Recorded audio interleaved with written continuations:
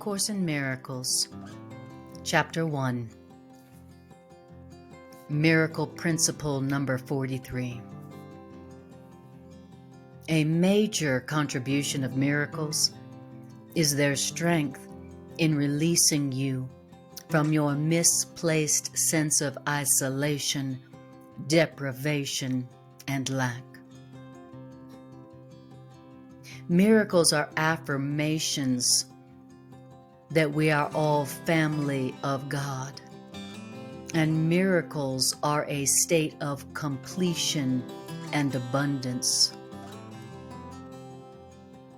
Whatever is true and whatever is real is eternal, which means whatever is true cannot change or be changed. The soul is therefore unalterable because the soul is already perfect.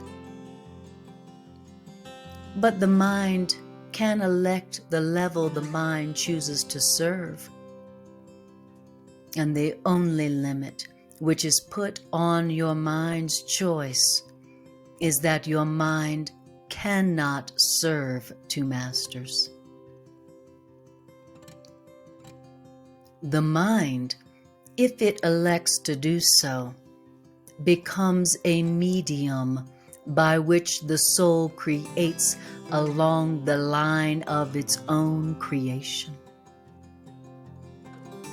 If the mind does not freely elect to create along the lines of its own creation, then the mind retains its creative potential.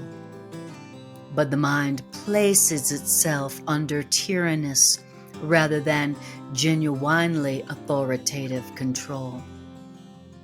And as a result, the mind imprisons, because such are the dictates of tyrants. To change your mind means to place your mind at the disposal of true authority. I place my mind at the disposal of true authority.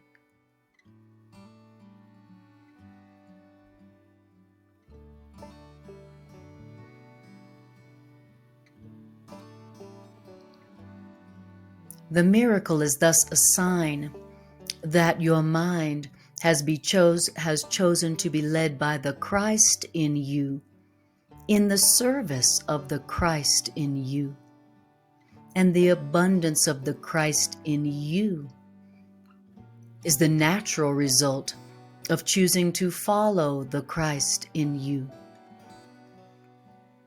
All shallow roots must be uprooted, because all shallow roots are not deep enough to sustain you. The illusion that shallow roots can be deepened and thus made to hold is one of the distortions on which the reversal of the golden rule rests. And as these shallow roots, as these false underpinnings are given up, your equilibrium is temporarily experienced as unstable. However, the fact is that nothing is less stable than the orientation you had, which is an orientation that is upside down. And nor can anything which holds your orientation upside down really be conducive to greater stability.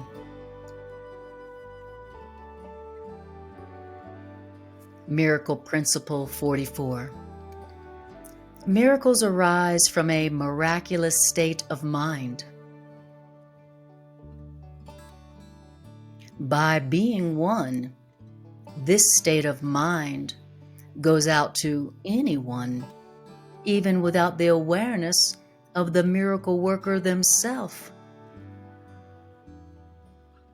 The impersonal nature of miracles is because the atonement, the plan for healing itself is one, because this healing plan unites all creations with their Creator.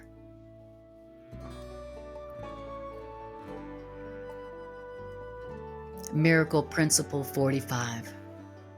The miracle is an expression of an inner awareness of the Christ in you and the acceptance of the healing plan of the Christ in you.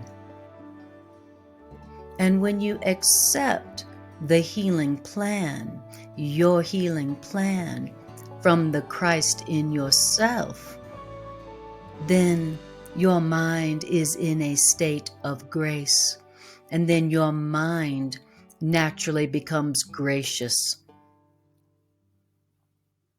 both to the host within and the stranger without.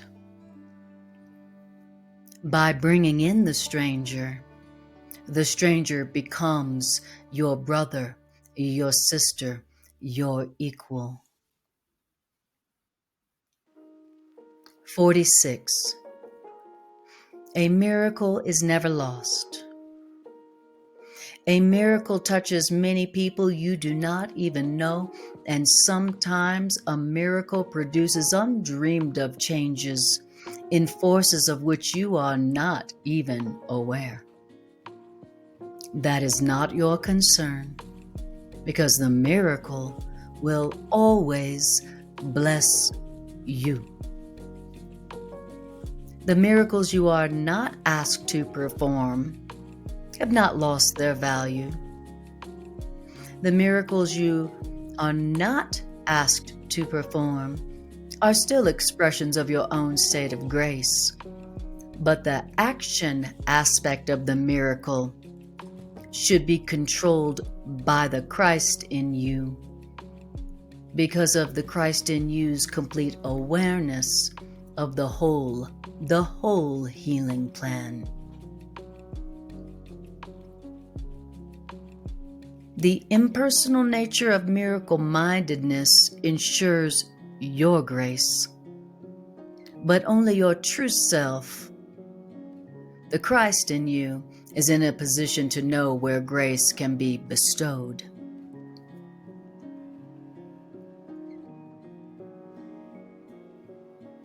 (47) Miracle-mindedness means miracle readiness.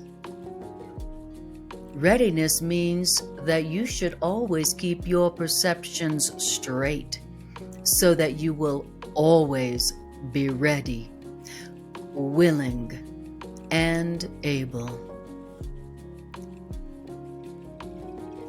Readiness means that you should always keep your perceptions straight, so that you will always be ready, willing, and able.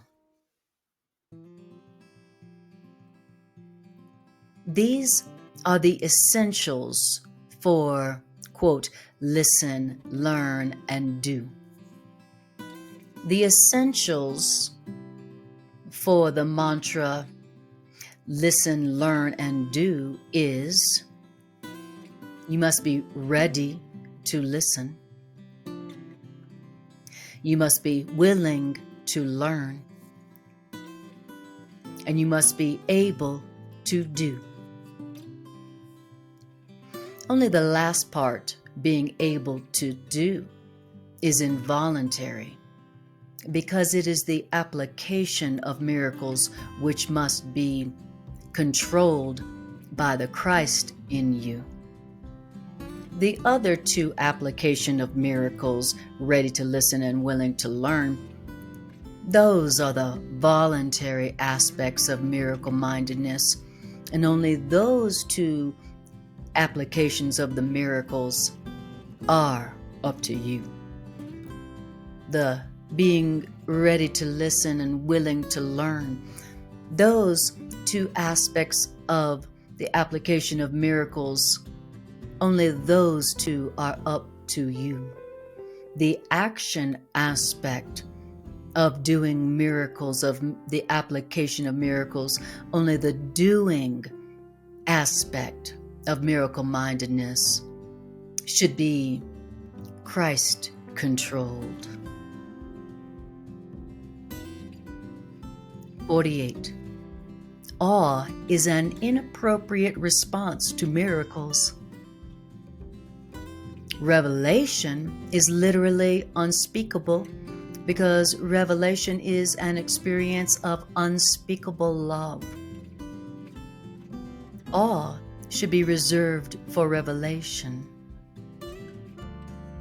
Awe is perfectly and correctly applicable to revelation.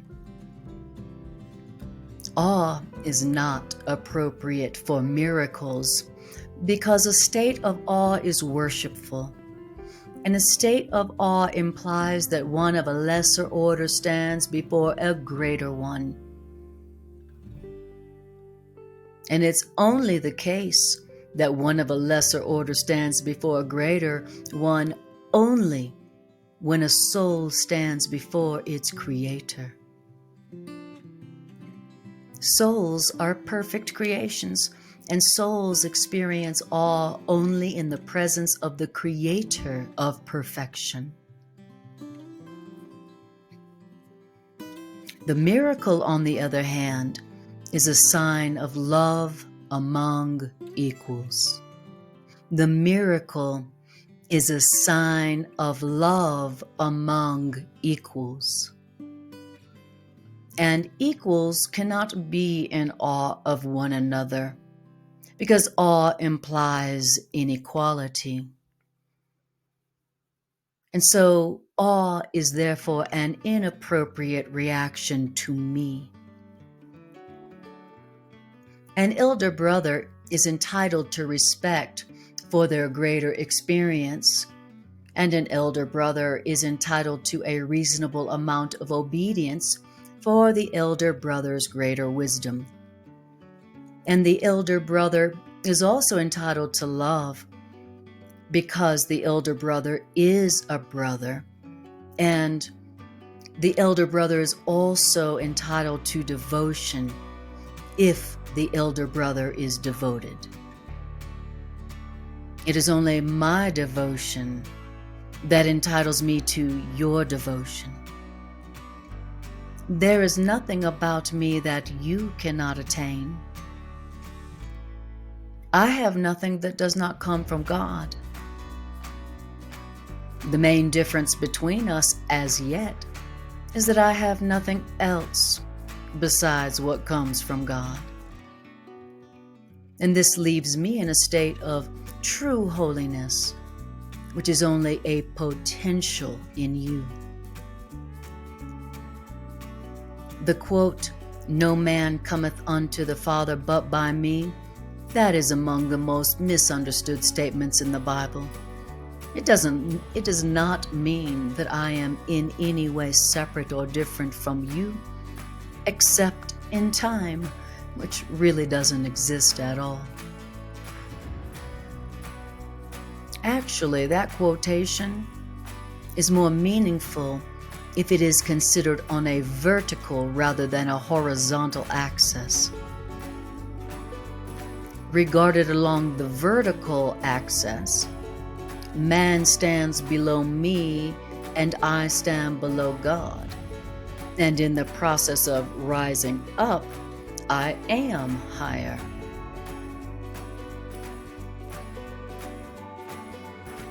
And in the process of rising up, I am higher because without me, the distance between God and man would be too great for you to encompass.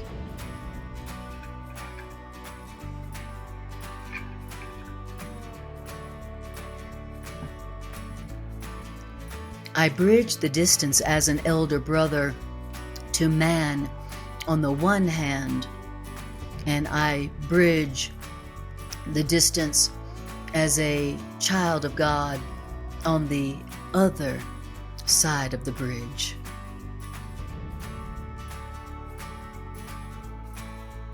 I bridge the distance as an elder brother to man on the one hand, and as a child of God on the other hand. My devotion to my brothers and sisters is what has placed me in charge of the family of God. The family of God which I can render complete only to the extent to which I can share the family of God. And my devotion to you and my devotion to all my brothers and sisters is what has placed me in charge of the family of God, which I can render complete only to the extent to which I can share the family of God. This may appear to contradict the statement, quote, I and my Father are one, but there are still separate parts in the statement in recognition that the Father is greater. The original statement was, quote, are of one kind. I and my Father are of one kind, was the original statement to that, quote, I and my Father are one. The original statement was, I and my Father are of one kind. The Holy Spirit is the bringer of revelations. Revelations are indirectly inspired by me because I am close to the Holy Spirit and I am alert to the revelation readiness of my brothers and sisters. I can thus bring down to my brothers and sisters more than my brothers and sisters can draw down to themselves.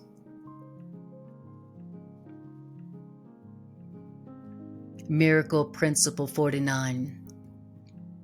The Holy Spirit is the highest communication medium. Miracles do not involve this type of communication because miracles are temporary communication devices. And when you return to your original form of communication with God, then the need for miracles is over. When you return to your original form of communication with God, then the need for miracles is over. The Holy Spirit mediates higher to lower communication, keeping the direct channel from God to man open for revelation. Revelation is not reciprocal. Revelation is always from God to man. The miracle is reciprocal because the miracle involves equality. Miracle Principle number 50. The miracle is a learning device which lessens the need for time. In the longitudinal or horizontal plane, the recognition of the true equality of all the members of the family of God appears to involve almost endless time. However, the sudden shift from horizontal to vertical perception which the miracle entails introduces an interval from which the doer and the receiver both emerge much farther along in time than they would otherwise have been.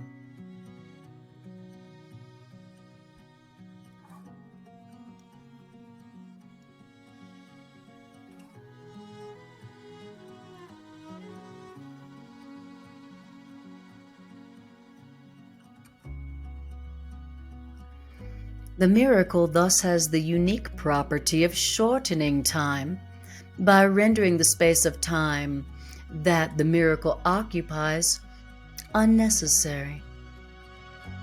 There is no relationship between the time a miracle takes and the time a miracle covers.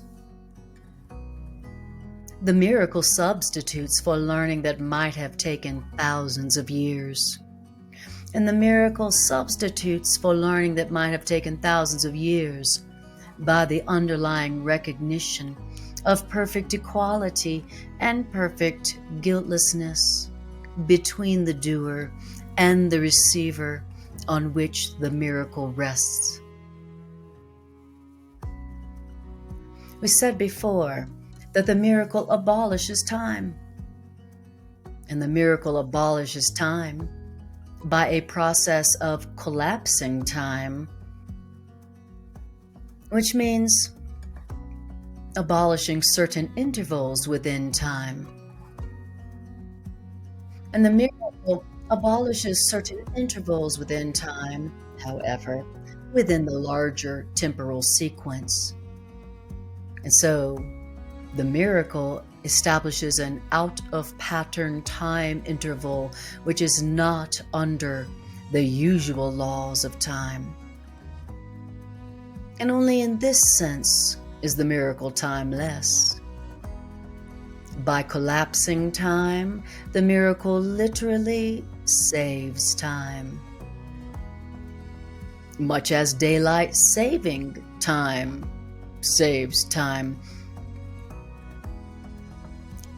Daylight saving time rearranges the distribution of light.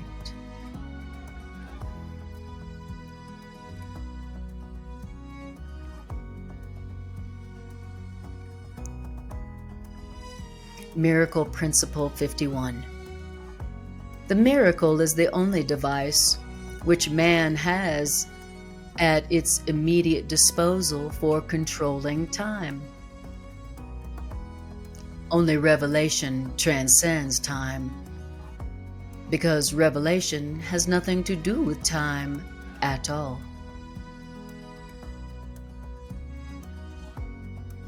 The miracle is much like the body, in that both the miracle and the body are learning aids which aim at facilitating a state in which the miracle and the body are unnecessary. When the soul's original state of direct communication with God is reached, neither the body nor the miracle serves any purpose. Now, while you believe you are in a body, however, you can choose between loveless and miraculous channels of expression. You can make an empty shell, but you cannot express nothing at all. You can wait, you can delay, you can paralyze yourself, you can reduce your creativity to almost nothing, and you can even introduce a developmental arrest or even a regression. But you cannot abolish your creativity. You can destroy your medium of communication, your body, but you cannot destroy your potential.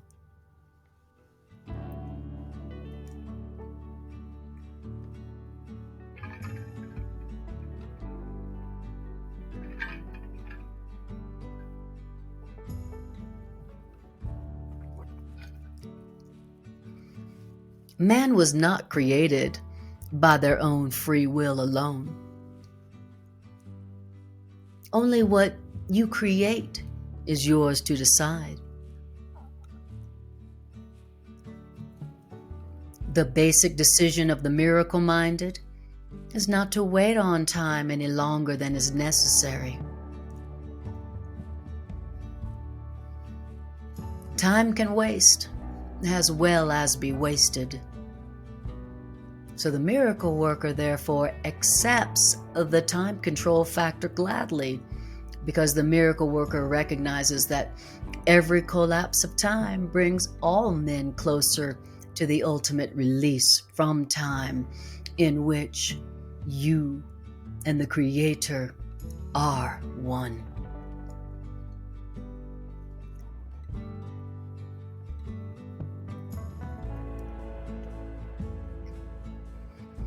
Equality does not imply homogeneity now.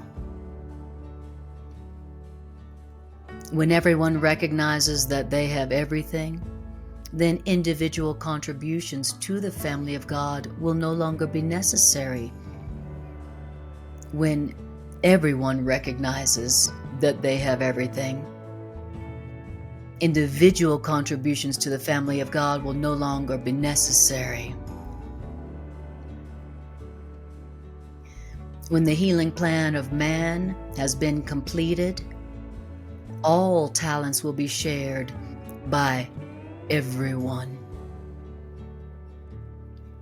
And that's because God is not partial. All of God's children have God's total love, and all of God's gifts are freely given to everyone alike.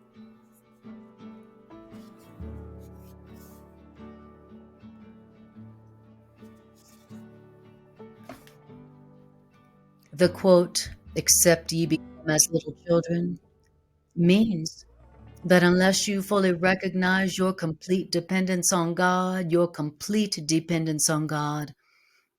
then you cannot know the real power of the child in its true relationship with its Creator. And so you who want peace, you can find it only by complete forgiveness.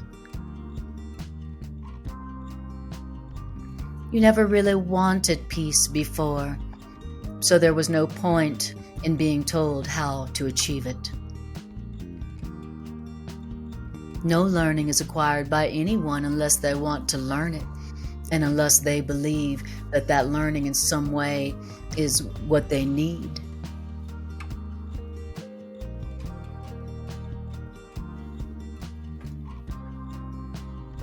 While the concept of lack does not exist in the creation of God, the concept of lack is very apparent in the creations of man. The concept of lack is, in fact, the essential difference between your creations and God's creations. A need implies lack by definition. A need involves the recognition, and a lack involves the recognition that you would be better off in a state which is somehow different from the one that you are in now, is what a lack implies.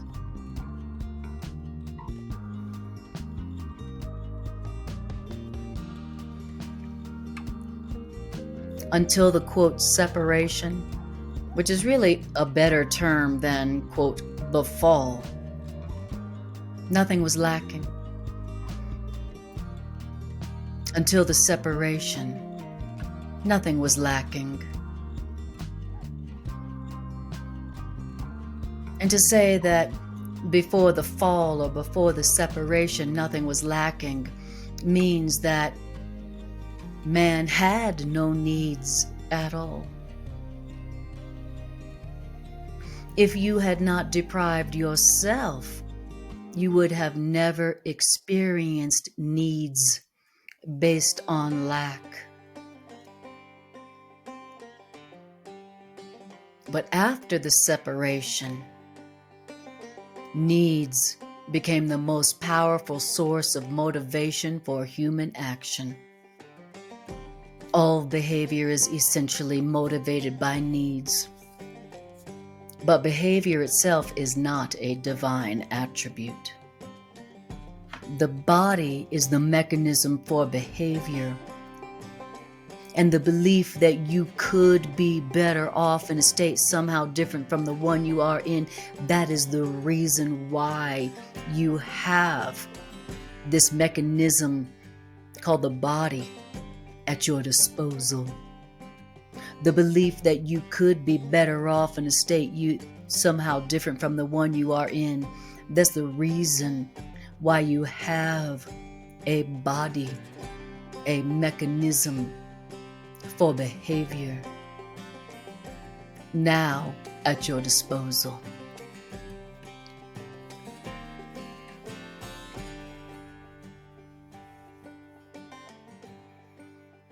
And each person acts and behaves according to the particular hierarchy of needs that they establish for themselves. And your hierarchy of needs, in turn, depends on your perception of what you are. That is, your perception of what you lack. Your needs, your hierarchy of needs that you establish for yourself, depends on your perception of what you lack. But a sense of separation from God is the only lack that you really need to correct. And this sense of separation from God would never have occurred if you had not distorted your perception of truth, which means if you had not seen yourself as lacking.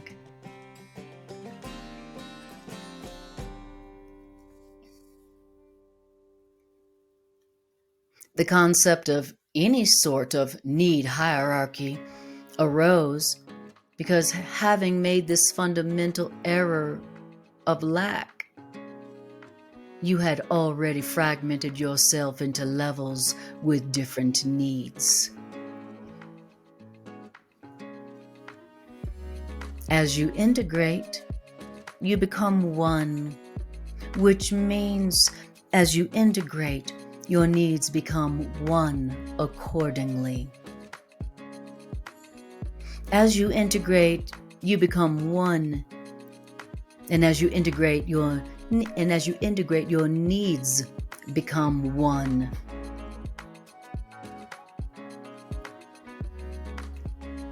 And a unified need, having only one need, because you only have one lack, which is a sense of separation from God, that produces unified action.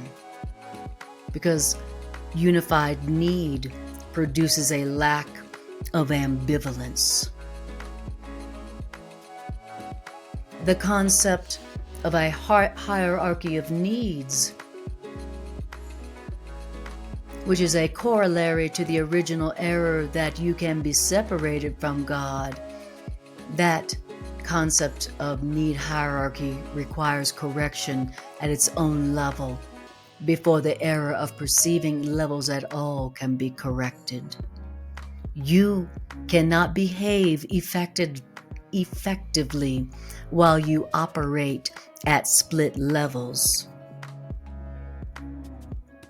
You cannot behave effectively while you operate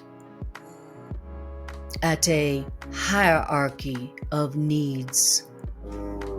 However, while you operate at split levels, hierarchies of need, correction must be introduced from the bottom up. While you believe that you have a hierarchy of needs, correction must be introduced from the bottom of your needs up. And the correction of your belief in a hierarchy of needs that comes from your misperception of lack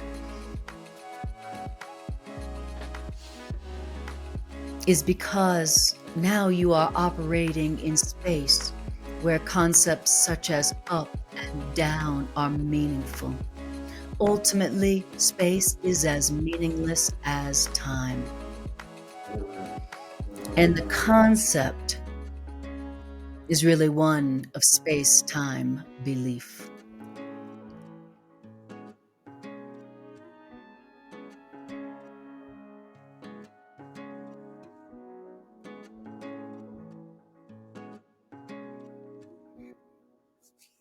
The physical world exists only because man can use the physical world to correct their unbelief, which placed man in the world, the physical world, originally. You can never control the effects of fear yourself because you made fear and you believe in what you made. In attitude, then, though not in content, you resemble your own Creator, who has perfect faith in its creations because it created them. Belief in a creation produces its existence. In attitude, then, you resemble your Creator. You have perfect faith in your creations because you created them.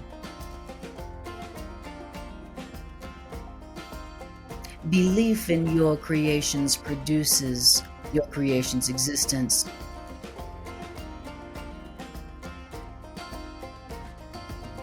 In this way, you are like God in attitude, though not in content.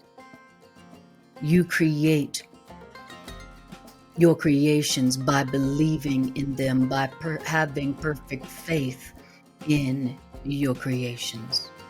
And that is why a man can believe in what no one else thinks is true. It's true for you because it was made by you. It's true for you because it was made by you.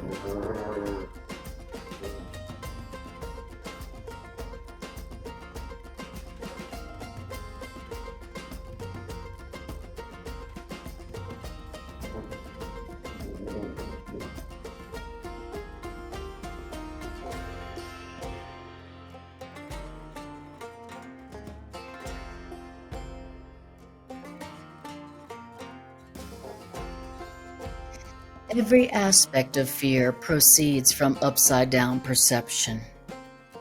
Every aspect of fear proceeds from upside-down perception. The more truly creative devote their efforts to correcting perceptual distortions. The neurotic devotes their life, their efforts to compromise.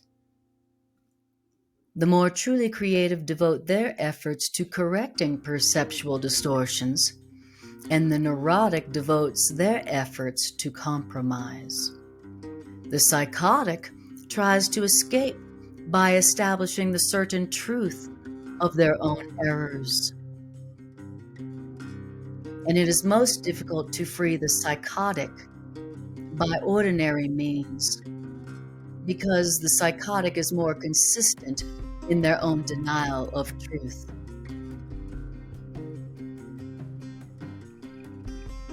The miracle, however, makes no such distinctions. The miracle corrects errors because the distinctions are errors.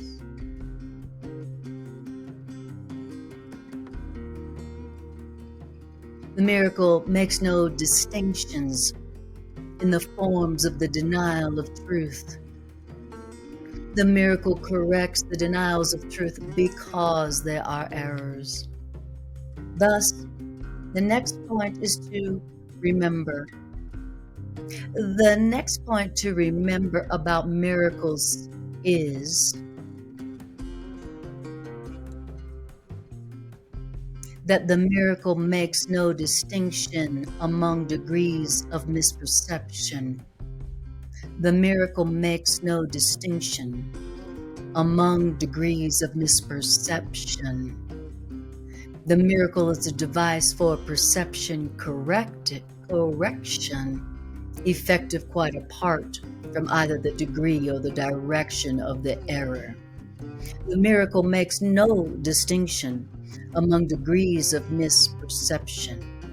The miracle is a device for perception correction, effective quite apart from either the degree or the direction of the error. This is the miracle's true indiscriminateness.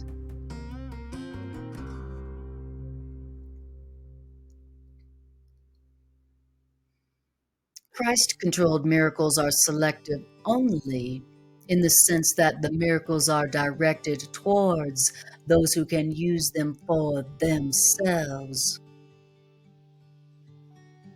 Since the miracle being directed towards those who can use the miracle for themselves, this makes it inevitable that the miracles will extend and that the miracle workers will extend miracles to others. And in this way, a strong chain of healing is welded.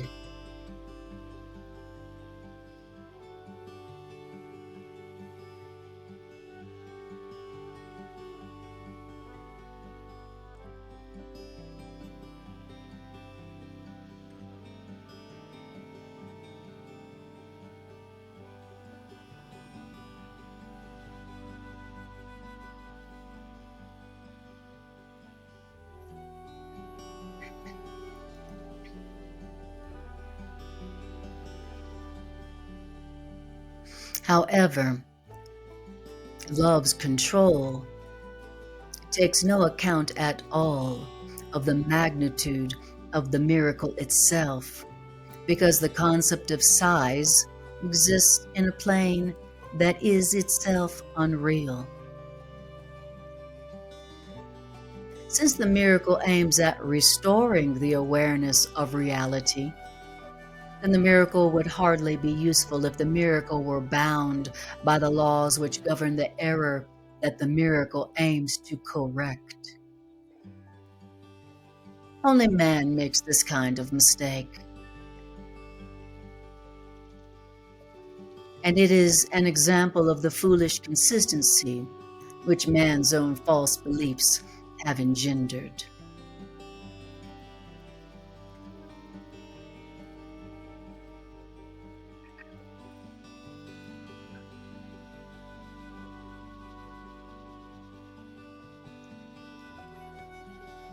The power and strength of man's creative will must be understood before the real meaning of denial can be appreciated and relinquished.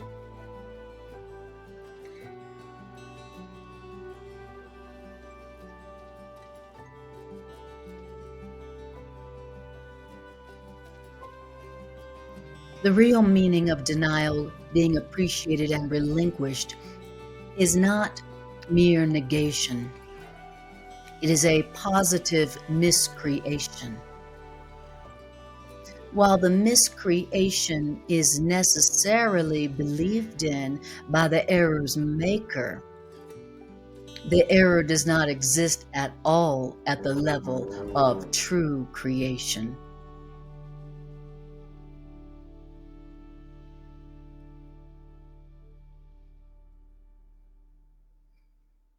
Miracle Principle 53. The miracle compares what you have made with the higher level of creation, accepting only what is in accord with the higher level of creation as true, and then rejecting the discordant as false.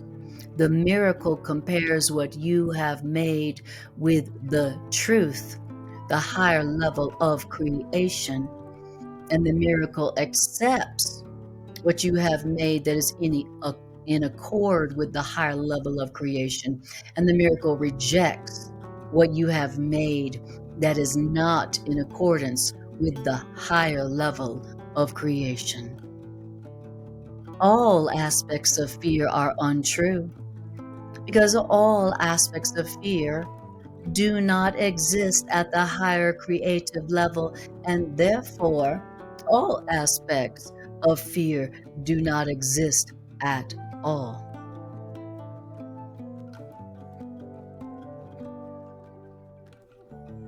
And to whatever extent you are willing to submit your beliefs to this test, to that extent are your perceptions corrected.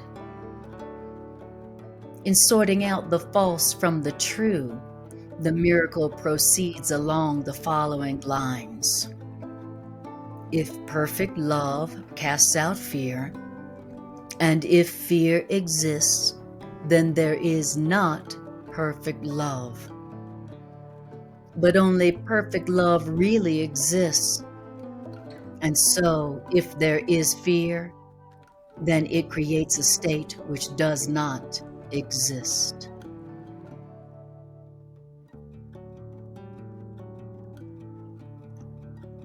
This is the test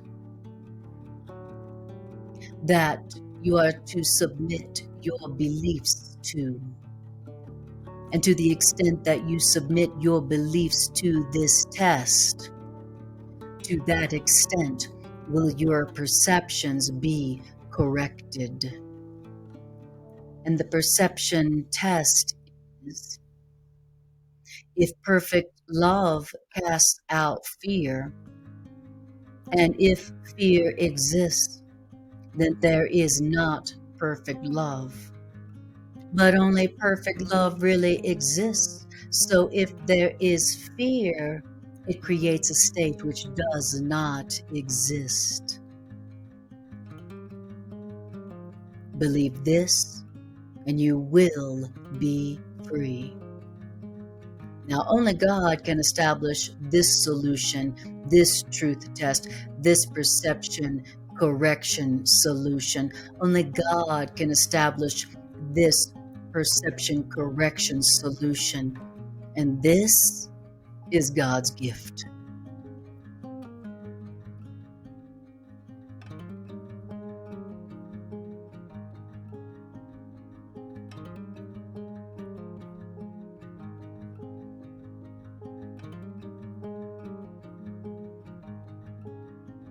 Chapter 1, Section 2, Distortions of Miracle Impulses.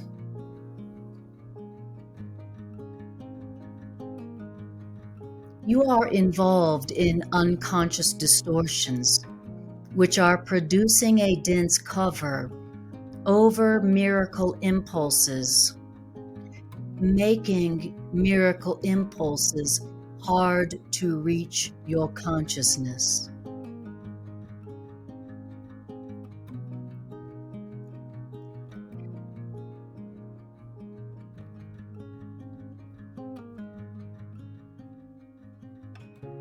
Your unconscious distortions are producing a dense cover over your miracle impulses. Your unconscious distortions are making it hard for miracles to reach your consciousness.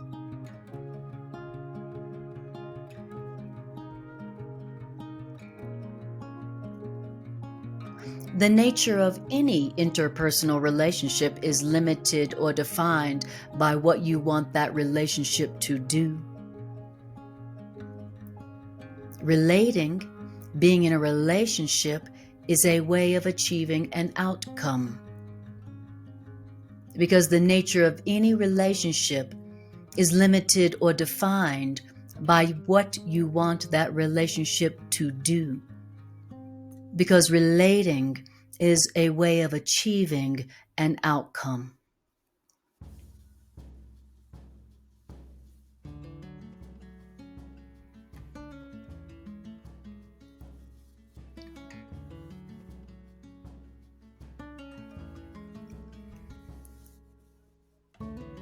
The danger of defenses lies in the propensity of defenses for holding misperceptions rigidly in place.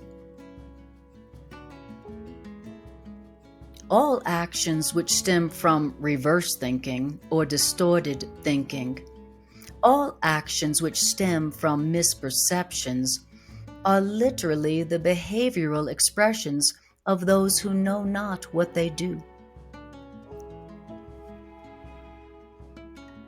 A rigid orientation can be extremely reliable, even if it's upside down, even if it's based on false perception.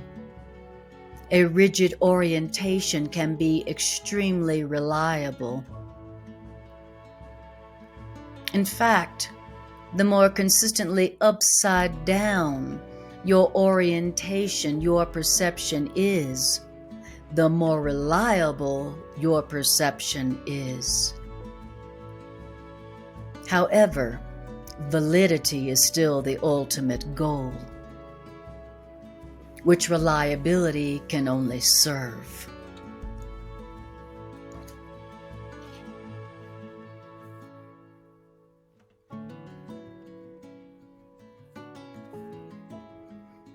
Hostility, triumph, vengeance, self-debasement, and all kinds of expressions of lack of love are often very clearly seen in the fantasies which accompany them.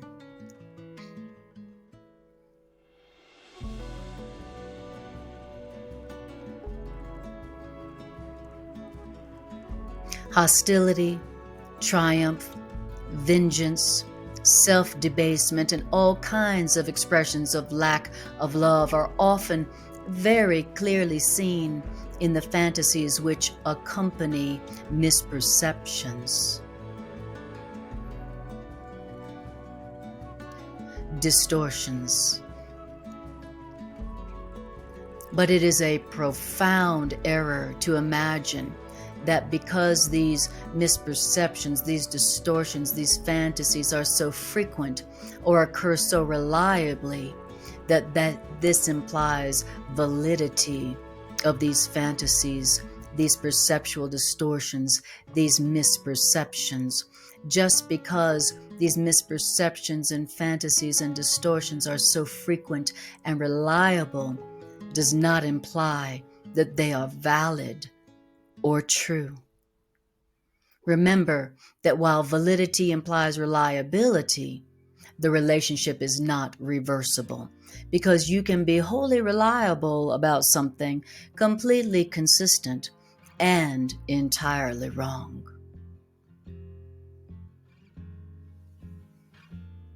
While a reliable instrument does measure something, what use is it unless you discover what the quote something is? This course in miracles, then, will concentrate on validity and let reliability fall naturally into place.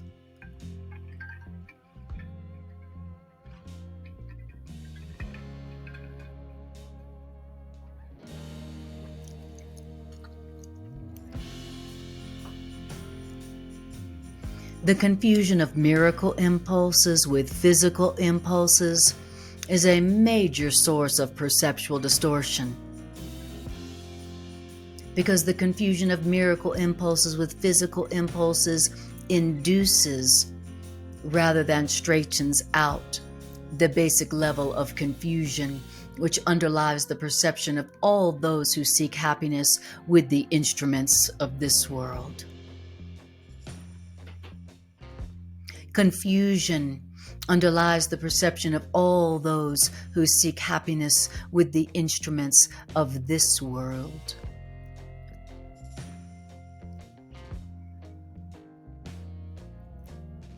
Inappropriate physical impulses or misdirected miracle impulses result in conscious guilt if expressed, and depression if the physical impulses are denied. Inappropriate physical impulses result in conscious guilt if expressed, and depression, unconscious guilt, if the physical impulses are denied. All real pleasure comes from doing God's will.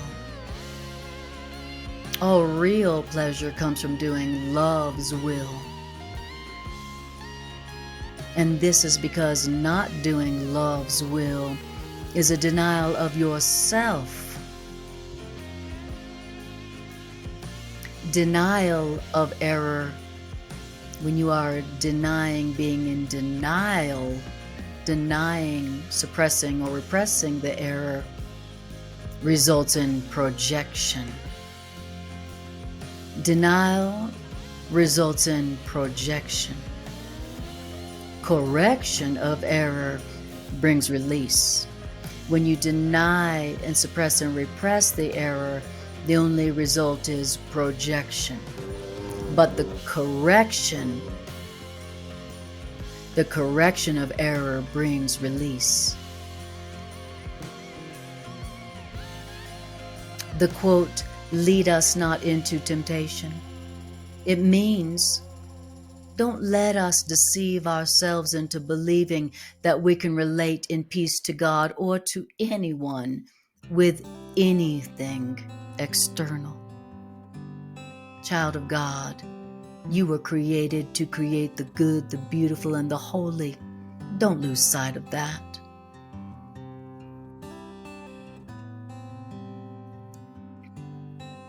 The love of God for a little while must still be expressed through one body to another, because the real vision is still so dim.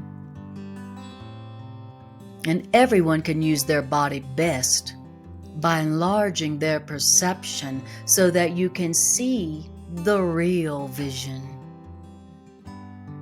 Real vision is invisible to the physical eye. The ultimate purpose of the body is to render the body itself unnecessary, and learning to render the body itself unnecessary, that is the only real reason for the body's creation.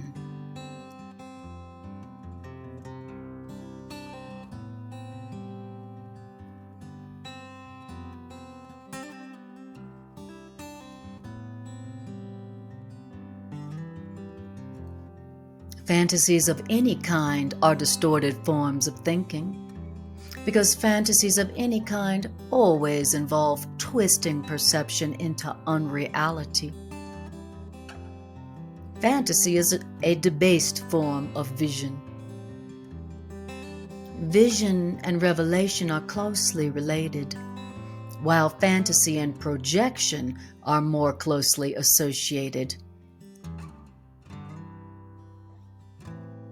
Because both projection and fantasy are both attempting to control external reality according to false internal needs.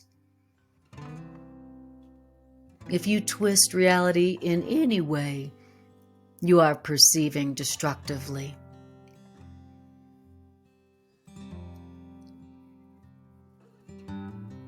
If you are projecting and fantasizing in any way, you are twisting reality. And when you twist reality in any way, you are perceiving destructively. Reality was lost through usurpation. I'm going to usurp reality. I'm going to twist reality into my fantasy, is how reality was lost. Usurping reality, twisting reality according to your false internal needs, that produced tyranny. Fantasy and projection, twisting reality according to false internal needs, produces tyranny.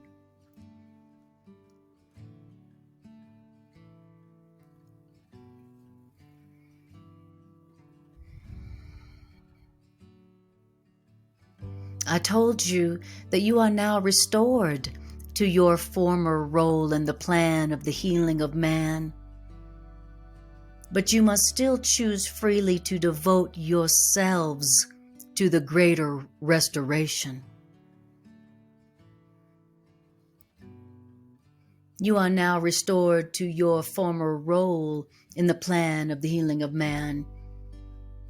But you must still choose freely to devote yourselves to the greater restoration, because as long as a single slave remains to walk the earth, your release is not complete. And complete restoration of the family of God is the only true goal of the miracle-minded.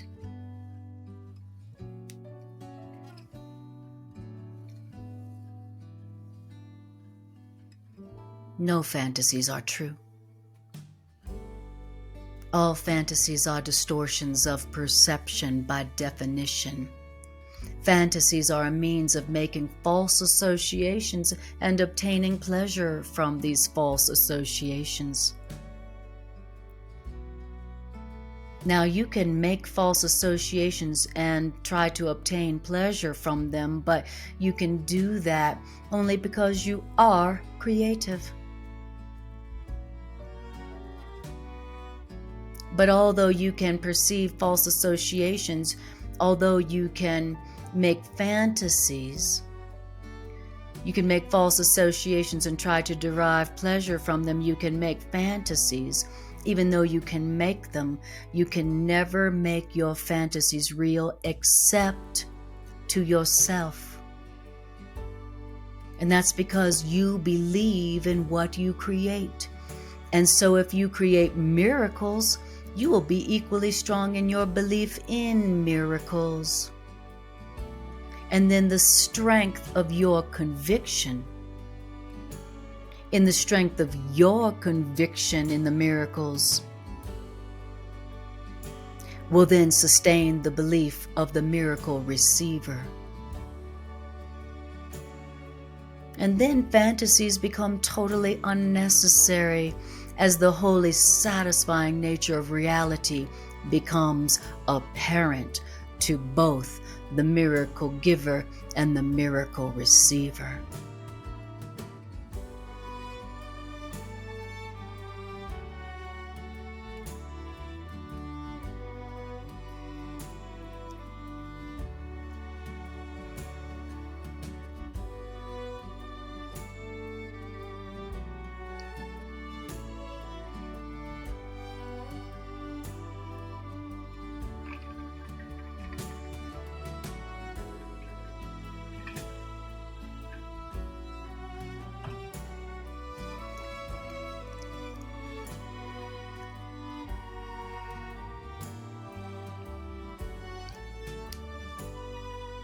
Chapter 2, The Illusion of Separation.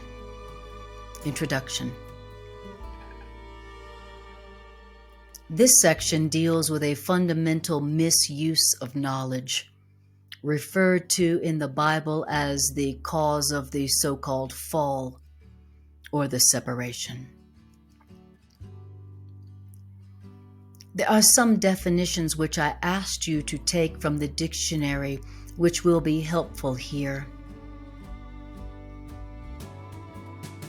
These definitions from the dictionary,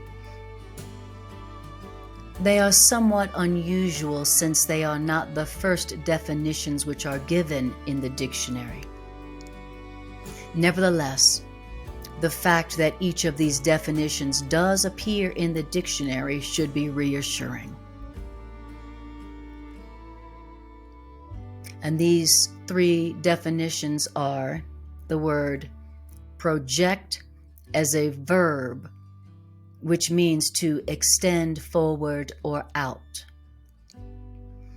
And then there's the word project, which is a noun and defined by a plan in the mind.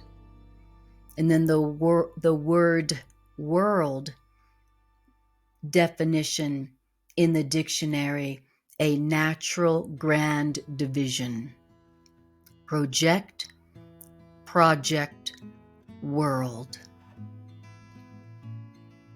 We will refer later to projection as related to both mental health and mental illness.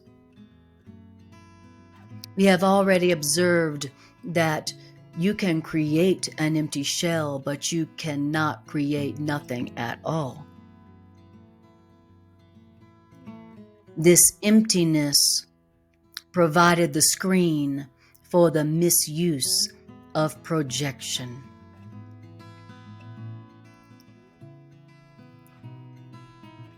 The Garden of Eden, which is described as a literal garden in the Bible, was not an actual garden at all. It was merely a mental state of complete need lack. Even in the literal account, it is noteworthy that the pre-separation state was essentially a state of mind in which man needed nothing. The quote, tree of knowledge is also an overly literal figure.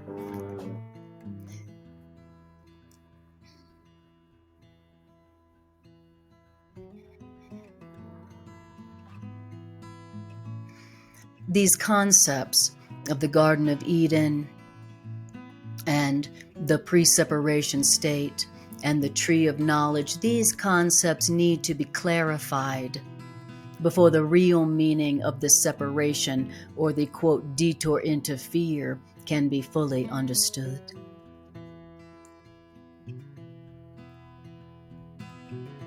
To project, as defined above, is a fundamental attribute of God, which God gave to God's creation.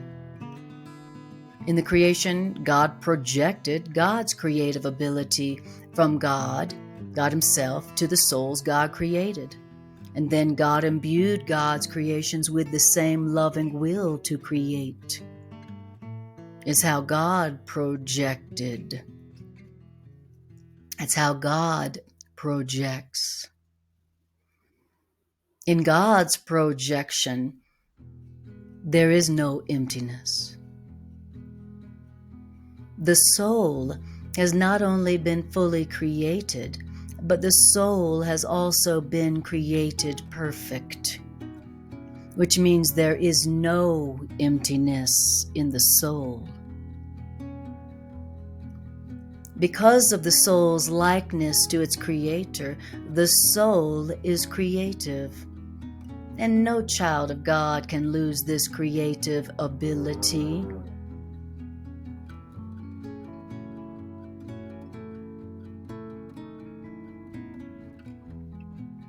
No child of God can lose their creative ability because the creative ability is inherent in what you are. But you can use your creative ability inappropriately, and whenever you project, you are using your creative ability inappropriately, because projection always implies that some emptiness or lack exists in you, and that it's in your ability to put your own ideas in this emptiness instead of truth.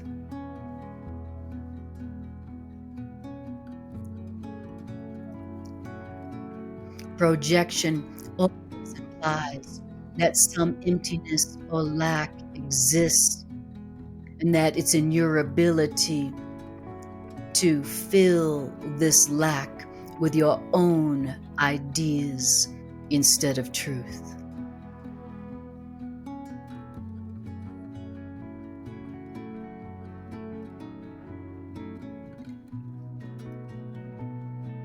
If you consider carefully what this process of projection entails, the following will become quite apparent. In the process of projection, the first assumption is that what God created, you, can be changed by your mind and made to be empty. The first assumption in projection is that what God created can be changed by the mind of man. The second assumption within projection is the concept that what is perfect can be rendered imperfect or wanting, and that concept is accepted. The third assumption in the process of projection is the belief that man can distort the creations of God, including themselves, and then they accept that assumption. And the fourth assumption in the projection process is the idea that since you can create yourself, then the direction of your own creation is up to you.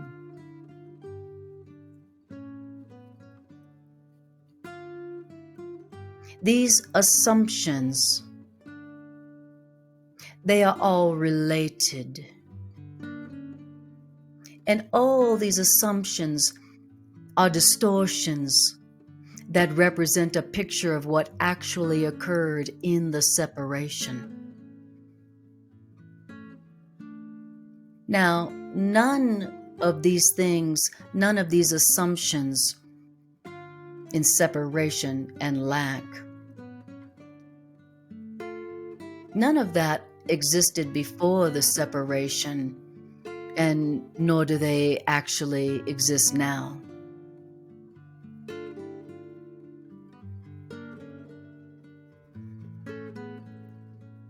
The world was made as, quote, a natural grand division.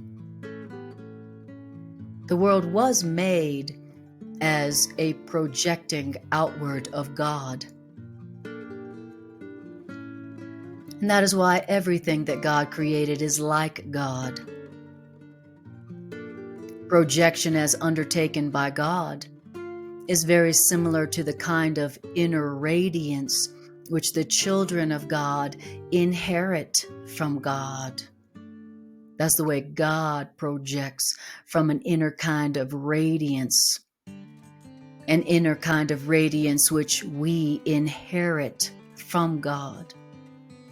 And that's how we create, and that's how we project, by an inner kind of radiance. It is important to note that the term, quote, project outward, necessarily implies that the real source of projection is internal. And this is as true of God as it is of us.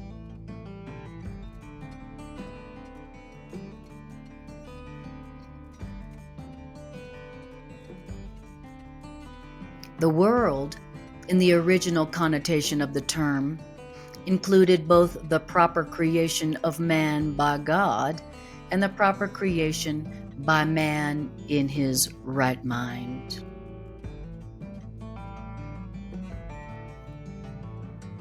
The proper creation by man in their right mind required the endowment of man by God with free will, because all loving creation is freely given. All loving creation is freely given, free will. Nothing in these statements implies any sort of level involvement, or in fact, anything except one continuous line of creation in which all aspects of creation are of the same order.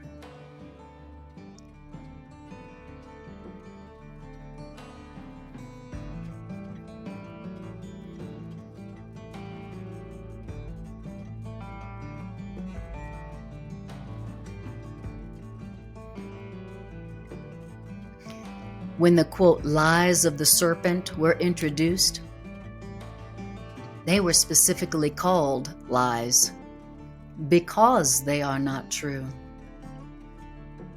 When man listened to the lies of the serpent, all the man heard was untruth.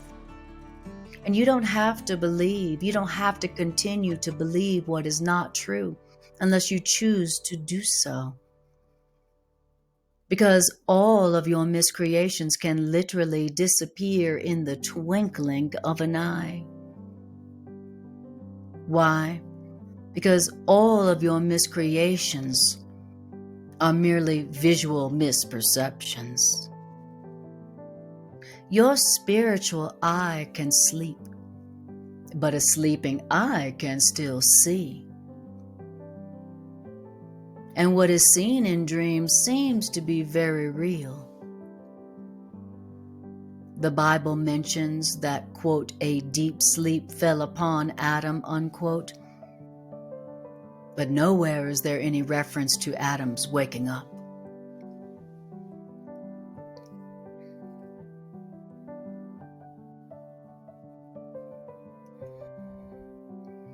The history of man in the world as man sees it, has not yet been marked by any genuine or comprehensive reawakening or rebirth. And a comprehensive reawakening or rebirth for man is impossible as long as man projects in the spirit of miscreation. But it still remains within man, however, to project as God projected God's own spirit to man. In reality, this is your only choice. In reality, this is your only choice, to project as God projected God's own spirit to you. In reality, that's your only choice because your free will was given you for your own joy in extending the perfect, like God did to you.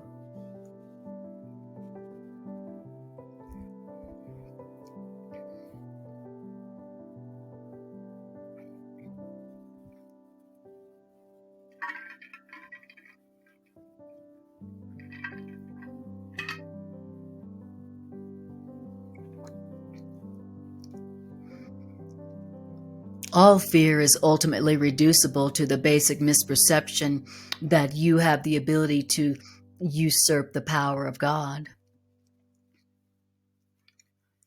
It can only be emphasized that you neither can nor have you been able to usurp the power of God.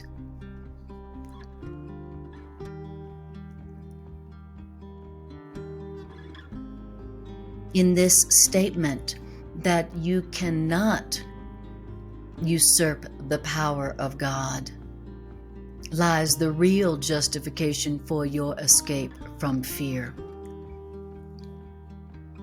Your escape from fear is brought about by your acceptance of the healing plan of man, which is a plan which places you in a position to realize that your own errors never really occurred.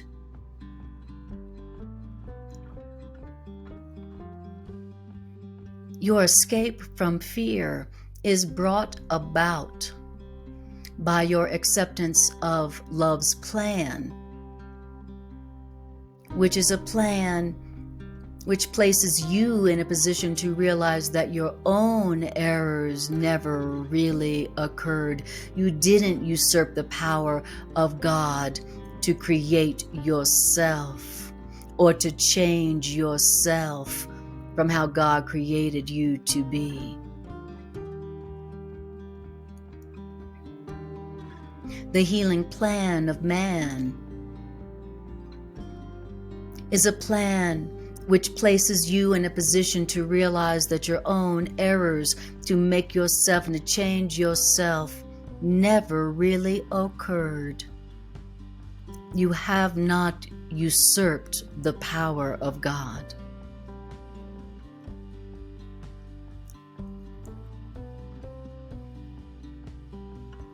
When the, quote, deep sleep fell upon Adam, only then was Adam in a condition to experience nightmares, because Adam was asleep.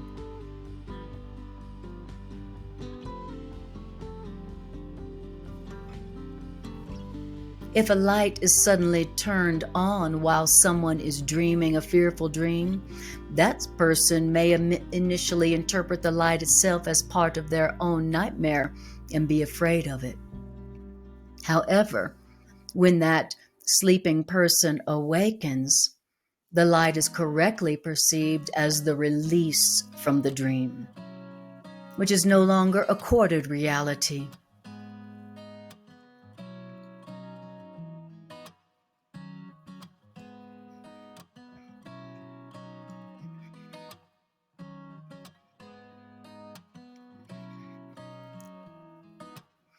It is quite apparent that this release from the nightmare does not depend on any kind of, quote, knowledge, which is nothing more than deceiving lies.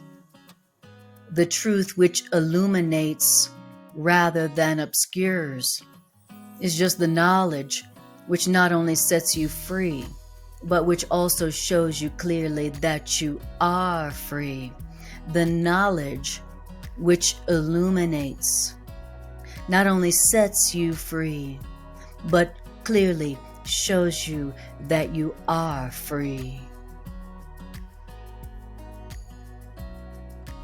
Whatever lies you may believe are of no concern to the miracle which can heal any one of your misperceptions with equal ease. The miracle makes no distinctions among misperceptions. The miracle's sole concern is to distinguish between truth on the one hand and all kinds of errors on the other hand.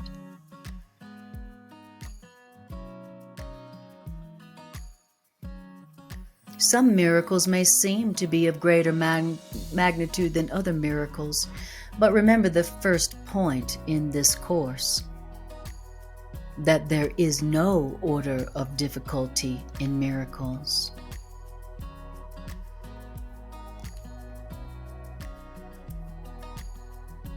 In reality, you are perfectly unaffected by all expressions of lack of love.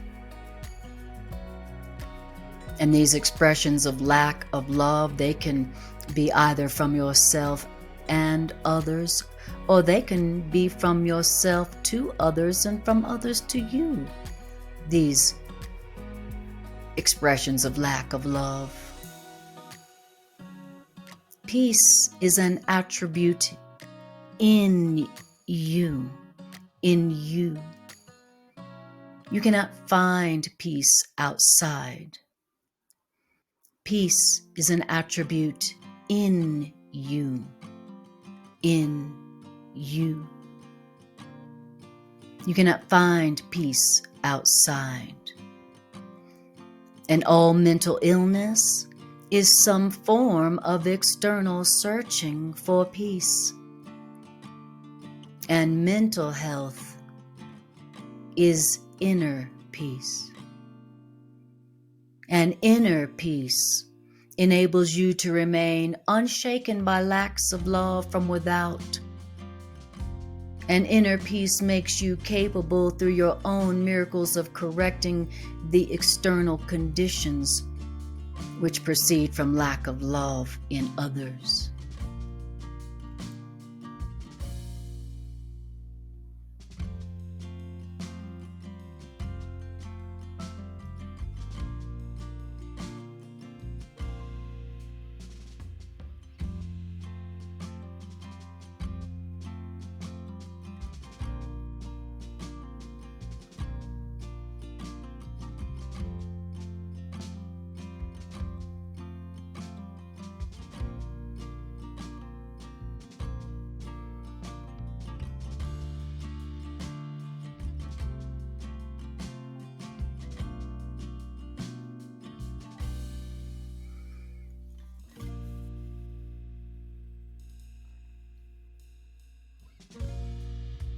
The reinterpretation of defenses. When you are afraid of anything, you are acknowledging its power to hurt you.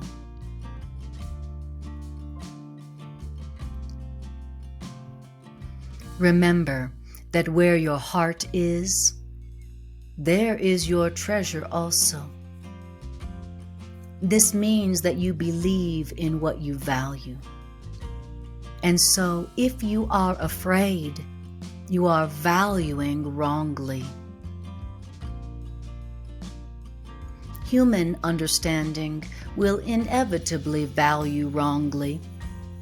And by endowing all human thoughts with equal power, human understanding will inevitably destroy peace. Human understanding values wrongly, and that's why human understanding destroys peace.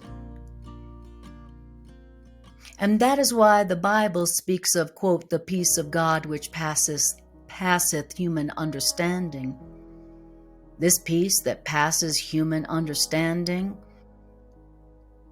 is totally incapable of being shaken by human errors of any kind.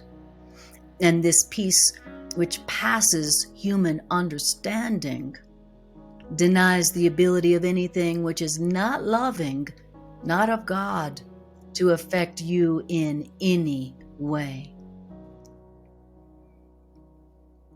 This peace that passes human understanding is a peace that is totally incapable of being shaken by human errors of any kind. And this kind of peace, which passes human understanding, denies the ability of anything that is not of God, not loving, to affect you in any way. Now, this is the proper use of denial. Denying the ability of anything not of love to affect you in any way. This is the proper use of denial. This is a kind of denial that's not used to hide anything, but to correct error. And this kind of denial brings all error into the light. And since error and darkness are the same, this kind of denial corrects error automatically, because this kind of denial brings all error into the light of truth. True denial is a powerful protective device. You can and should deny any belief that error can hurt you. And this kind of denial that error can hurt you, it's not a concealment device. It's a correction device. And the right mind of the mentally healthy depends on this corrective device, this correct and proper use of denial. The right mind of the mentally healthy depends on this proper use of denial.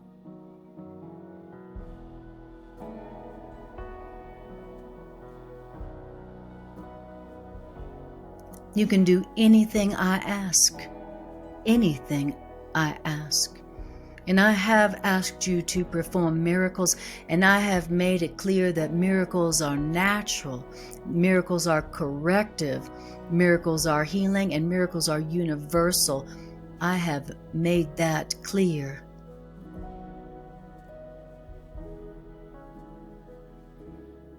There is nothing good that miracles cannot do. But miracles cannot be performed in the spirit of doubt.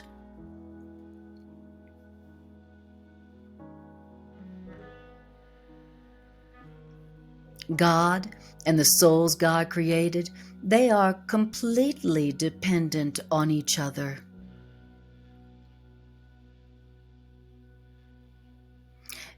Why? Because the creation of the soul has already been perfectly accomplished, but the creation by souls has not already been perfectly accomplished. God created souls so God could depend on them, because God created souls perfectly. God gave God's souls God's peace, so that God's souls could not be shaken, and so that God's souls would be unable to be deceived. And so whenever you are afraid, you are deceived. Whenever you are afraid, your mind is not serving the soul. And when your mind is not serving the soul and you are afraid, this literally starves the soul by denying the soul's daily bread. God offers only mercy. Your words should reflect only mercy, because mercy is what you have received, and mercy is what you should give.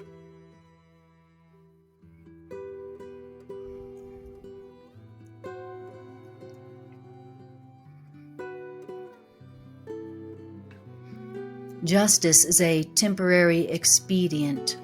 Justice is an attempt to teach man the meaning of mercy. Justice is an attempt to teach man the meaning of mercy.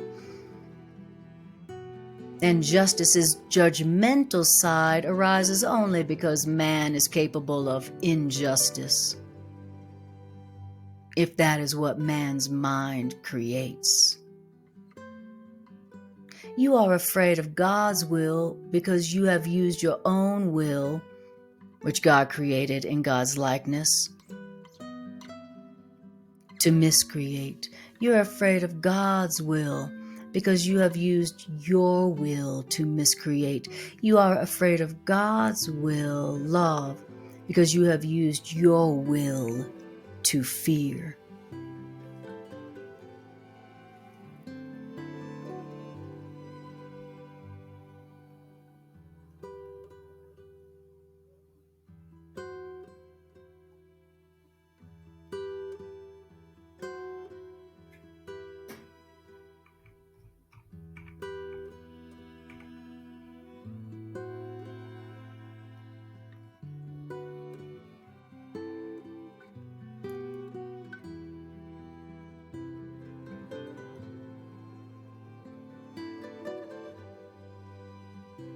What you don't realize is that the mind can miscreate only when the mind is not free.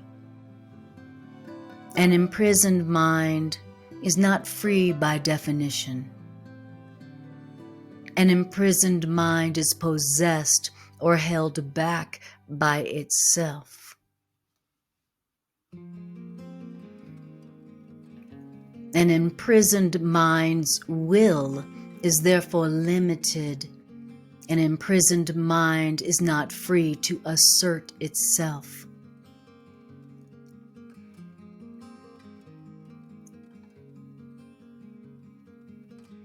The real meaning of, quote, are of one kind, which was mentioned before, is are of one mind or will.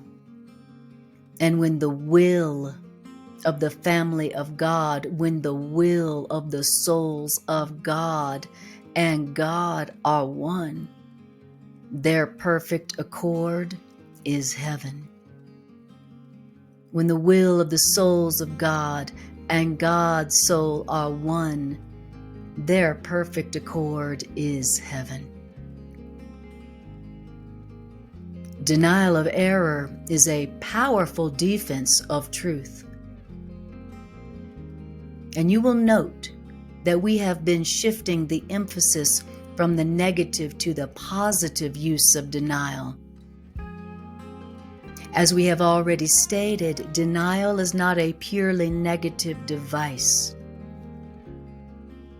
The positive use of denial results in positive miscreation. That is the way the mentally ill do employ denial.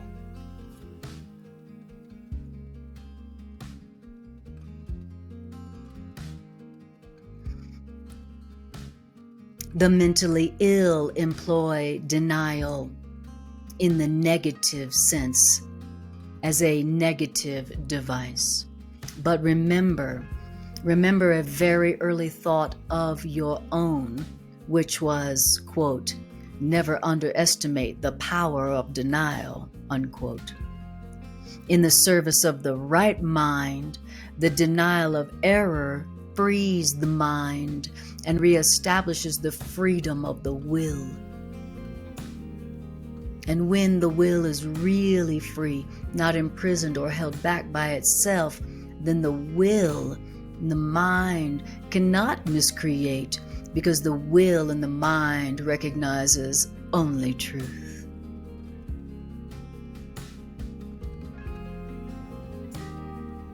False projection arises out of false denial, not out of denial's proper use. My own role in the healing plan of man is one of true projection. I can project to you the affirmation of truth.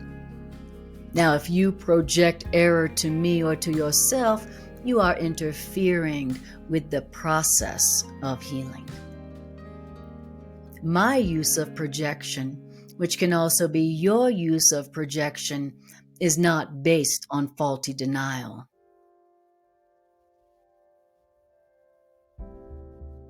My use of projection does involve, however, the very powerful use of the denial of errors.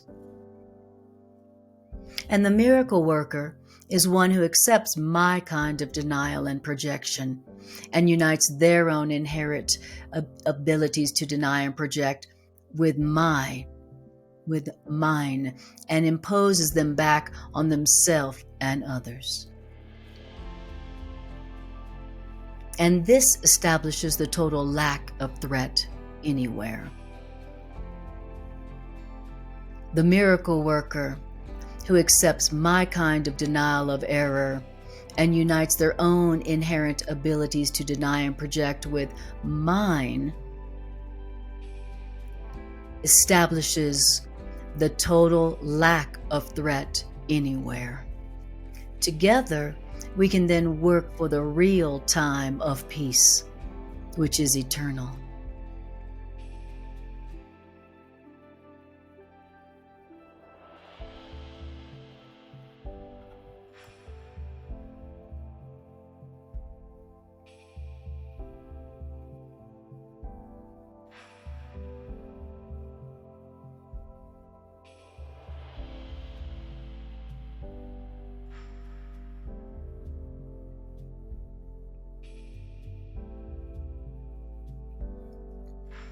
The improper use of defenses is quite widely recognized, but the proper use of defenses had not been sufficiently understood as yet. Defenses can indeed create man's perception both of himself and of the world. Defenses can distort or correct depending on what defenses are used for. Defenses and denial should be directed only to error. Denial should be directed only to error, and projection should be reserved only for truth. You should truly give as you have truly received. The golden rule can work effectively only on this basis.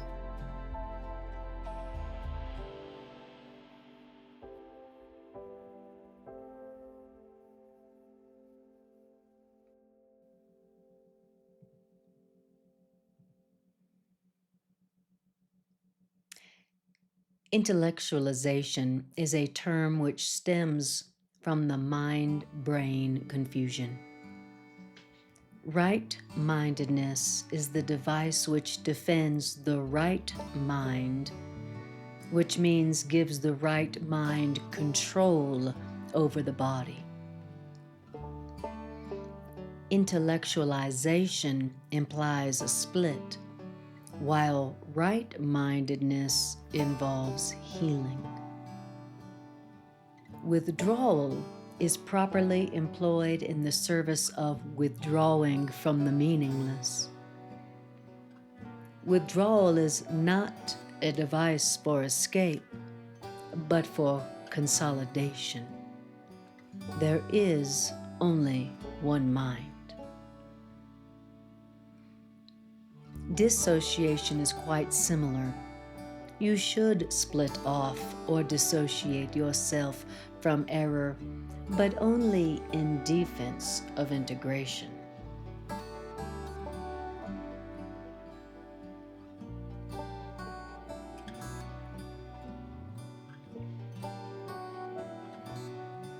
Detachment is essentially a weaker form of dissociation. Flight can be undertaken in whatever direction you choose, but note that the concept itself, flight, implies flight from something. Flight from error is perfectly appropriate. Distantiation can be properly used as a way of putting distance between yourself and what you should fly from. Regression is an effort to return to your own original state. Regression can thus be utilized to restore rather than to go back to the less mature.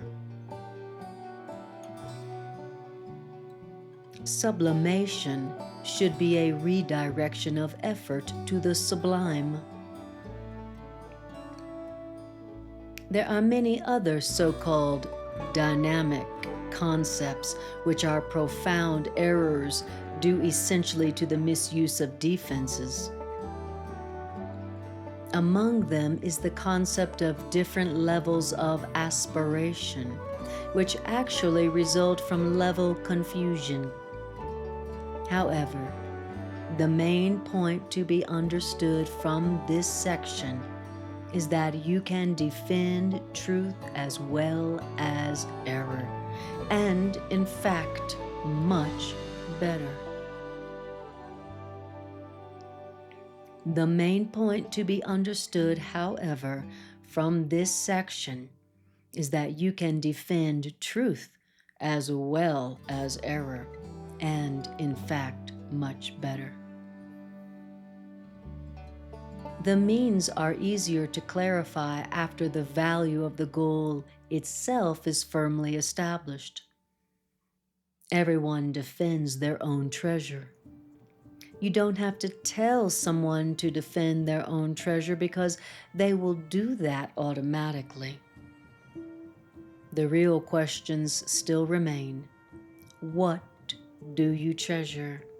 And how much do you treasure it? Once you have learned to consider these two questions and to bring these two questions into all your actions as the true criteria for behavior, I will have little difficulty in clarifying the means. What do you treasure? And how much do you treasure it? Once you have learned to consider these two questions and to bring them into all your actions as the true criteria for behavior, then I will have little difficulty in clarifying the means.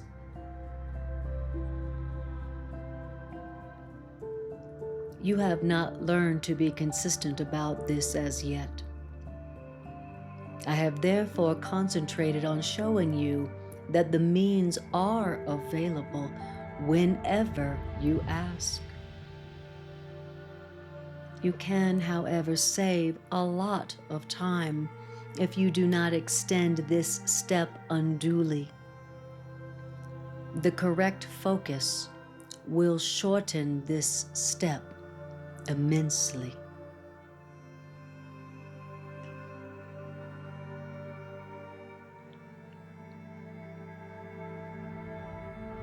The healing plan of A Course in Miracles is the only defense which cannot be used destructively. That is because while everyone must eventually join the atonement, the healing plan of man, the healing plan itself is not a device which was generated by man.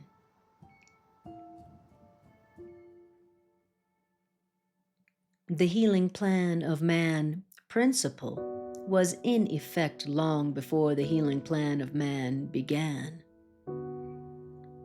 The principle of the healing plan of man was love, and the healing plan of man itself was an act of love.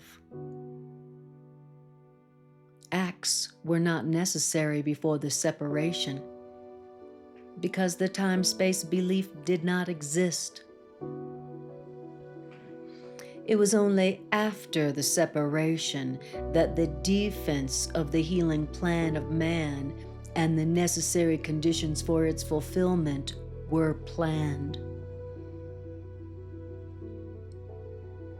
It became increasingly apparent that all of the defenses which man can choose to use constructively or destructively were not enough to save him.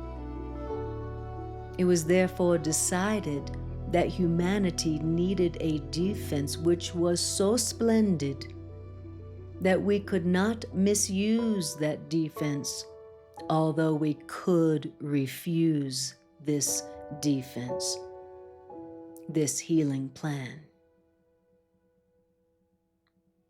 Our choice could not, however, turn the healing plan into a weapon of attack, which is the inherent characteristic of all other defenses. The healing plan of man thus becomes the only defense which is not a two-edged sword. The healing plan of man, a device that was not generated by man. This plan actually began long before the crucifixion. Many souls offered their efforts on behalf of the separated ones. But those many souls who offered their efforts on behalf of the separated ones, they could not withstand the strength of the attack, and they had to be brought back. They had to be recalled. Angels came too, but their protection did not suffice because the separated ones were not interested in peace. The separated ones had already split their minds, and the separated ones were bent on further dividing rather than reintegrating.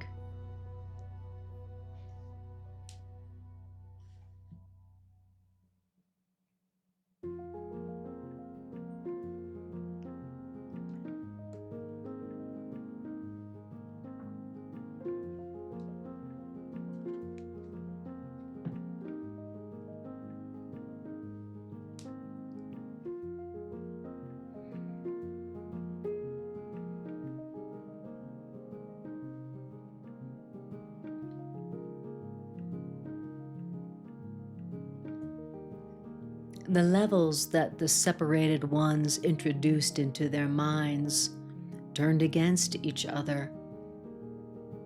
And then the levels introduced into our minds established differences, divisions, cleavages, dispersions, and all the other concepts related to the increasing splits which the levels that they introduced into their mind produced.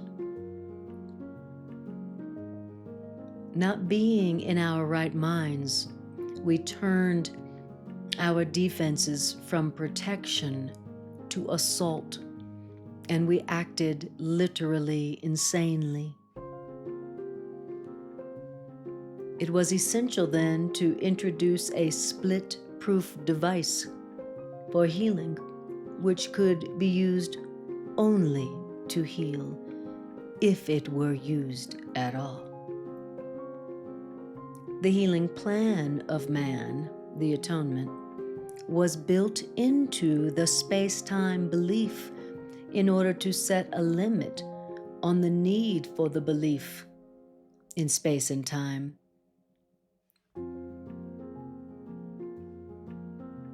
And the healing plan of man was built into the space-time belief in order to ultimately make learning complete.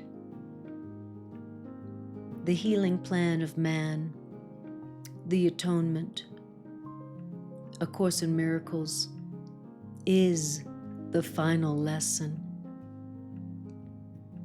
Learning itself, like the classrooms in which learning occurs, is temporary,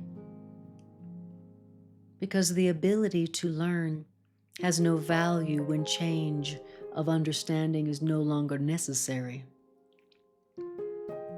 The eternally creative have nothing to learn.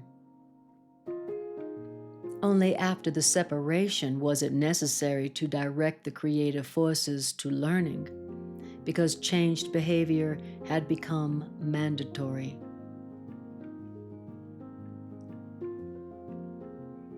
People can learn to improve their behavior, and people can also learn to become better and better learners.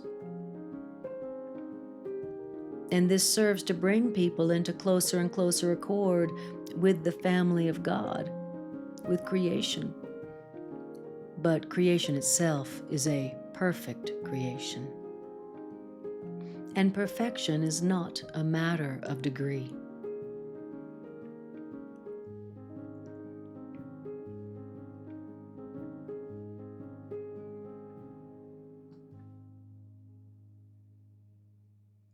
Only while there are different degrees is learning meaningful. The so-called evolution of man is merely a process by which man proceeds from one degree to the next. We correct our previous missteps by stepping forward. And us correcting our previous missteps by stepping forward, this represents a process which is actually incomprehensible in temporal terms, because we return as we go forward.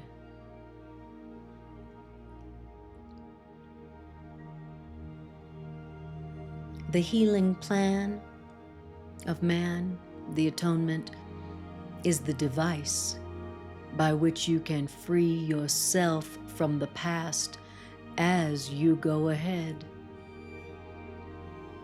This healing plan undoes your past errors, thus making it unnecessary for you to keep retracing your steps without advancing to your return. In this sense, this healing plan saves time. But like the miracle which serves this healing plan, the miracle does not abolish time. As long as there is a need for healing, there is a need for time.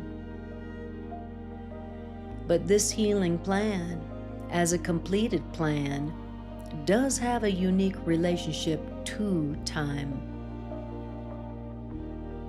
Until the healing plan of man is finished, its various phases will proceed in time. But the whole plan for the healing of man stands at time's end.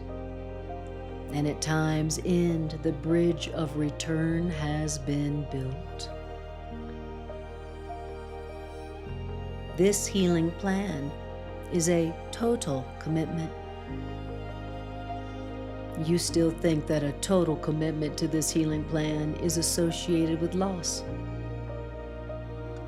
And this is the same mistake that all separated ones make in one way or another. The separated ones cannot believe that a defense which cannot attack is the best defense. The separated ones cannot believe that a defense which cannot attack is the best defense. And this is what is meant by, quote, "the meek shall inherit the earth," unquote.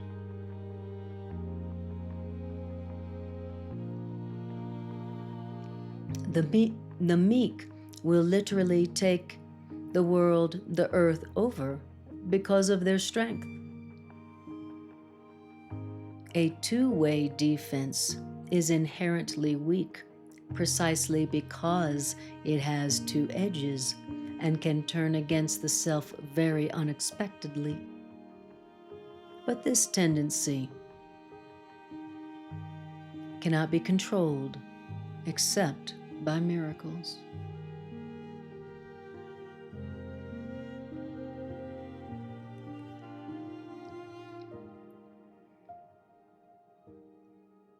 The miracle turns the defense of the healing plan device to the protection of the inner self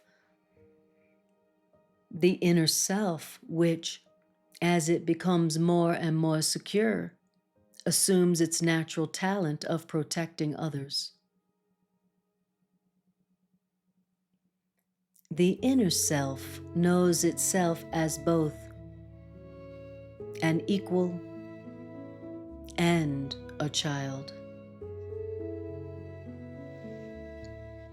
The inner self knows itself as both a brother and a sister and a child. You know that when defenses are disrupted, there is a period of real disorientation accompanied by fear, guilt, and usually vacillations between anxiety and depression. You know. You know that when defenses are disrupted, there is a period of real disorientation accompanied by fear, guilt, and usually vacillations between anxiety and depression. This Course in Miracles is different in that in this Course in Miracles, defenses are not being disrupted but reinterpreted, even though you may experience this as the same thing, reinterpreted and disrupted. Here in A Course in Miracles, defenses are not being disrupted, they're just being reinterpreted, even though you may be experiencing this as disruption and disorientation. In the reinterpretation of defenses, which A Course in Miracles does, only your defense's use for attack is lost. Since this means that defenses can be used only one way, your defenses become much stronger and much more dependable.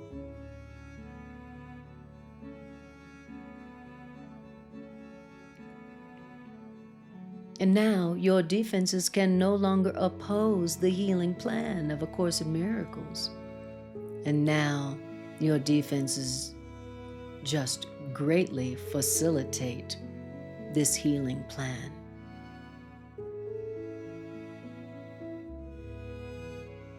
This healing plan in A Course in Miracles can only be accepted within you. You have perceived this healing plan largely as external thus far, and that is why your experience of A Course in Miracles has been minimal. The reinterpretation of your defenses is essential in releasing the inner light.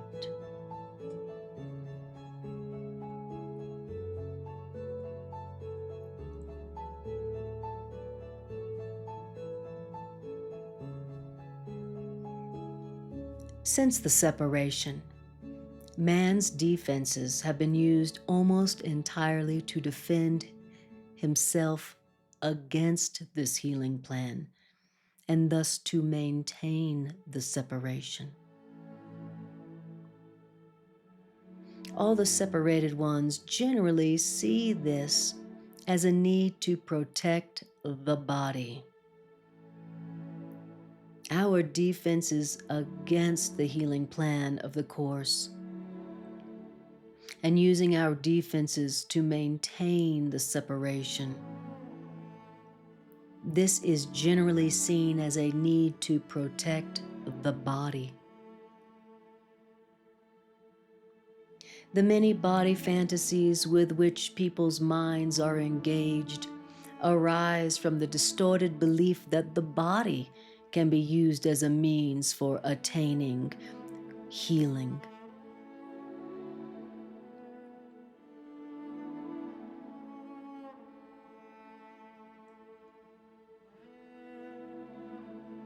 Perceiving the body as a temple is only the first step in correcting this kind of distortion. Perceiving the body as a temple alters part of the misperception, but not all of it. Perceiving the body as a temple does recognize, however, that the concept of healing in physical terms is not appropriate. However, the next step is to realize that a temple is not a building at all.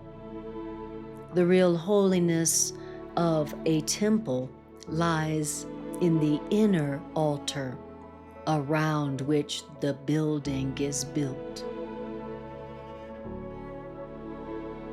The inappropriate emphasis that people have put on beautiful church buildings is a sign of people's fear of healing, which means it's a sign of people's unwillingness to reach the inner altar within your body, your mind itself. The real beauty of the temple cannot be seen with the physical eye.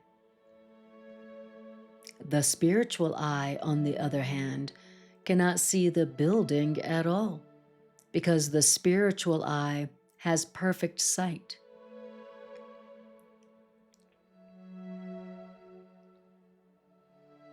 The spiritual eye can, however, see the inner altar in your mind with perfect clarity.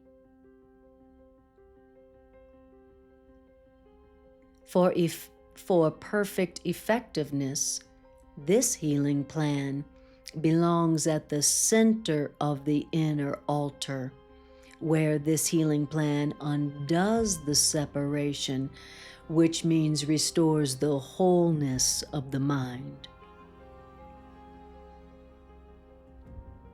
Before the separation, the mind was invulnerable to fear because before the separation, fear did not exist.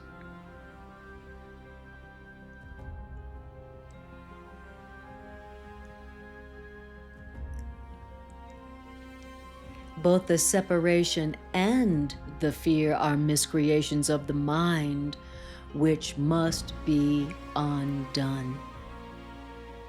And this is what is meant by, quote, the restoration of the temple, unquote. It doesn't mean the restoration of the building. It means the opening of the inner altar to receive the healing plan.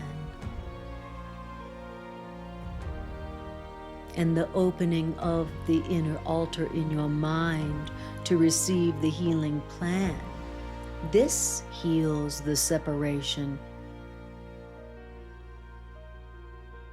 because this places within you the one defense against all separation mind errors, which can make you perfectly invulnerable.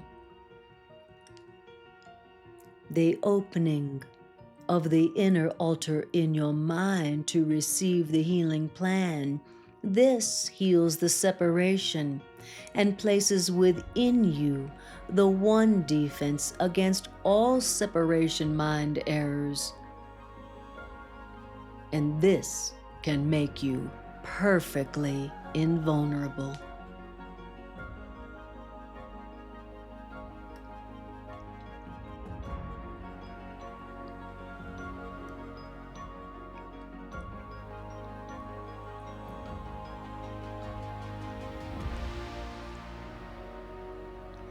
The acceptance of this healing plan by everyone is only a matter of time.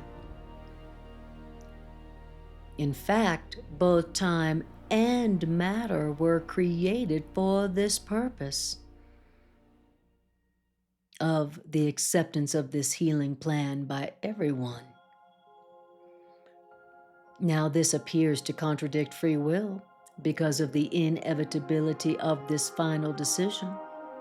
But if you review the idea carefully, however, you will realize that this is not true. Everything is limited in some way by the manner of its creation. Free will can temporize, and free will is capable of enormous procrastination.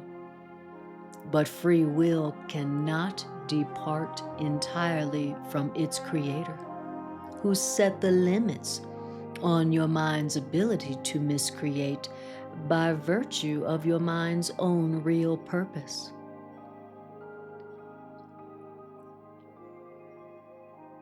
The misuse of will engenders a situation in which the extreme becomes altogether intolerable.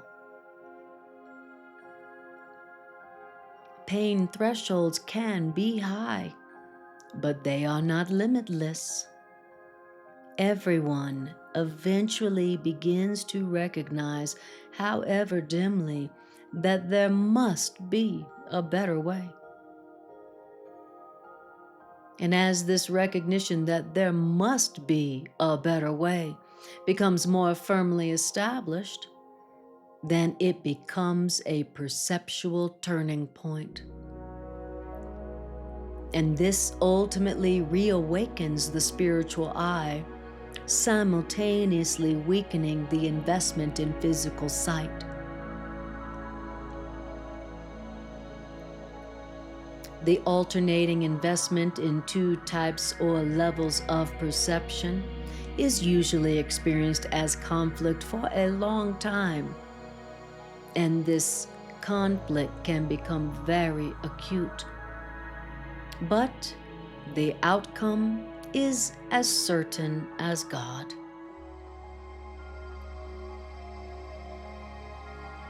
The spiritual eye literally cannot see error, and the spiritual eye merely looks for healing. All the solutions which the physical eyes seek dissolve in the sight of the spiritual eye. The spiritual eye, which looks within, recognizes immediately that the inner altar has been defiled and needs to be repaired and protected. Perfectly aware of the right defense, the spiritual eye passes over all other defenses, looking past error to truth. Because of the real strength of the spiritual eye's vision, the spiritual eye pulls the will into its service, and the spiritual eye impels the mind to concur.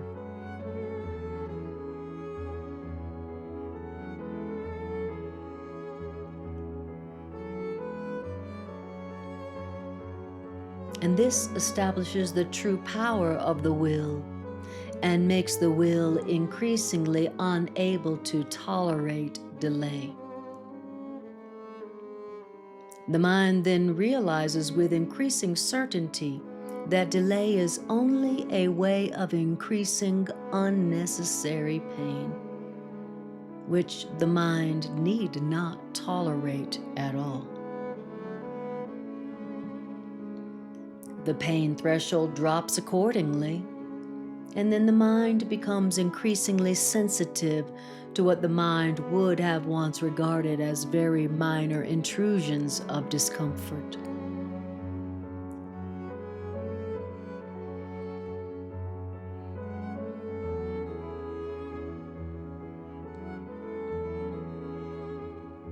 The children of God are entitled to perfect comfort, which comes from a sense of perfect trust. And until the children of God achieve this sense of perfect trust and the perfect comfort, which comes from a sense of perfect trust, until the children of God achieve this, the children of God waste themselves and their true creative powers on useless attempts to make themselves more comfortable by inappropriate means. But the real means for perfect comfort for us is already provided and does not involve any effort at all on our part. Our egocentricity usually misperceives this as personally insulting, an interpretation which obviously arises from our misperception of ourselves. Egocentricity and communion cannot coexist. Even the terms egocentricity and communion are contradictory.